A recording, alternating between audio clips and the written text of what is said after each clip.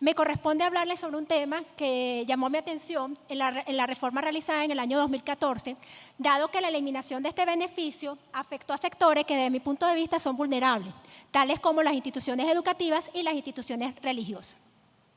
Para realizar este análisis o realizar este trabajo, hice primero un estudio sobre las nociones generales de los incentivos tributarios. Pasé por los aspectos contables relacionados con las instituciones sin fines de lucro. También hice un pequeño análisis sobre los efectos en la recaudación para poder extraer algunas conclusiones y recomendaciones. Recordemos que el Estado busca satisfacer necesidades sociales a través de la prestación de servicios públicos, para lo cual toma medidas conducentes al desarrollo económico y social y a través de los impuestos realiza una redistribución de la renta, vigilando siempre el principio de la capacidad contributiva.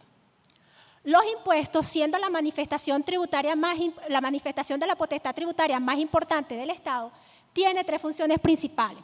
Una función financiera que tiene que ver con el financiamiento del gasto público, una función económica que busca orientar la actividad económica hacia determinados objetivos estatales, utilizando herramientas como los incentivos tributarios, y una función política que está relacionada con esa redistribución de la renta, gravando más a quien tiene más.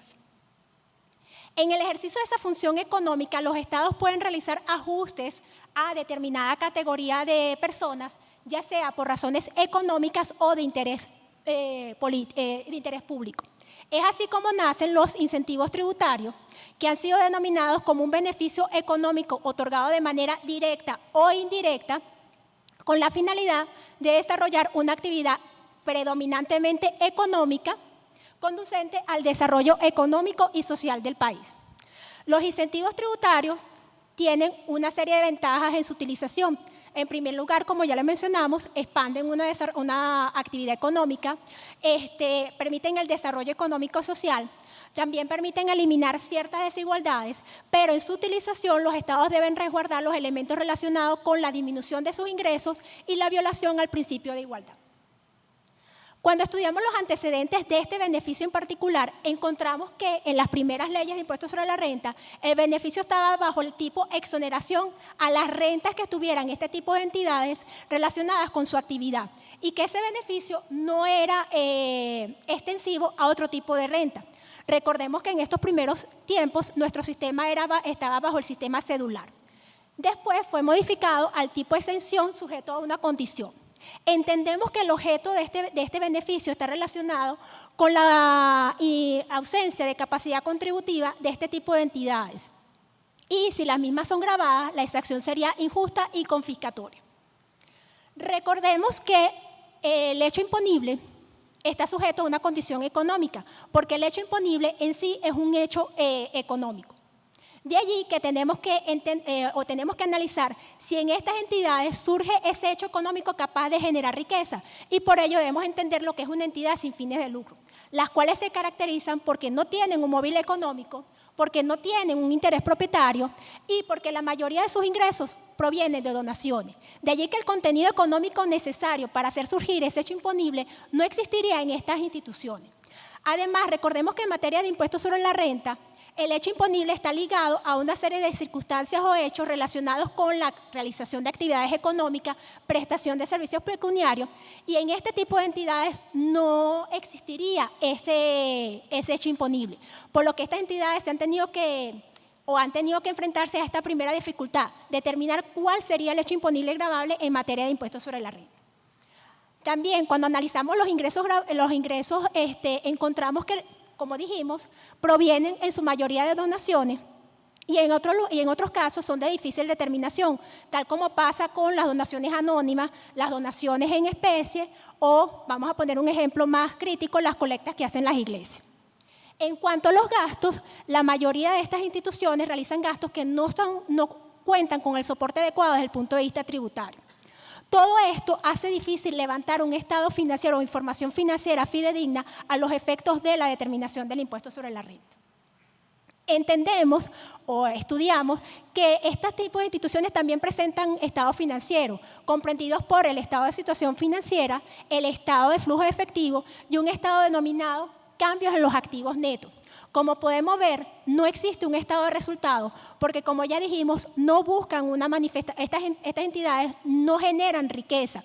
De por sí, su fórmula es ingreso menos gastos, es igual a cambios en los activos netos, que pasan a formar parte directamente de su patrimonio para cumplir con los objetivos sociales para los cuales fueron creados.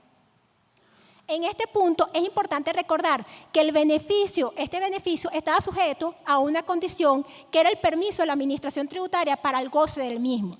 Y para ello debían demostrar ante la administración tributaria que no perseguían fines de lucro, que no repartían dividendos, beneficios de cualquier tipo a sus asociados y que los gastos que realizaban estaban directamente relacionados con su actividad.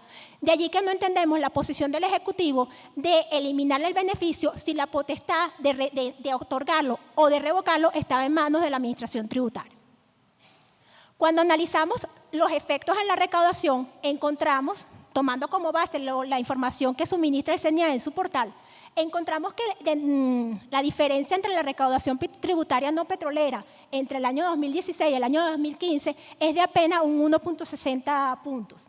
Y si analizamos los primeros tres meses de cada ejercicio, entendiendo que la mayoría de estas entidades presentan o tienen cierre de ejercicio 31 de diciembre, encontramos que para el año 2016 aumenta 6 puntos, pero que el efecto empieza a disminuir a partir del año 2017, por lo que no existe un efecto recaudatorio importante que justifique la eliminación de este beneficio.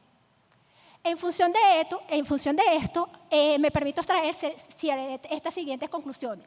En primer lugar, el Ejecutivo no analizó que efectivamente en este tipo de entidades no pudiera surgir el hecho imponible, porque como ya dijimos, no realizan actividades económicas ni prestan servicios con carácter pecuniario, entre otros.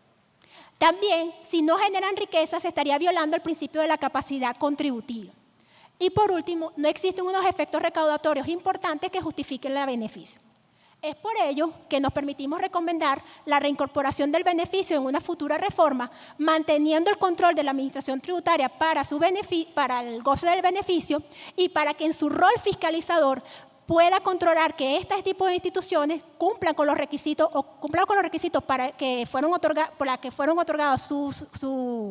el goce del beneficio y que sigan cumpliendo con los objetivos sociales para los cuales fueron creados. Muchas gracias.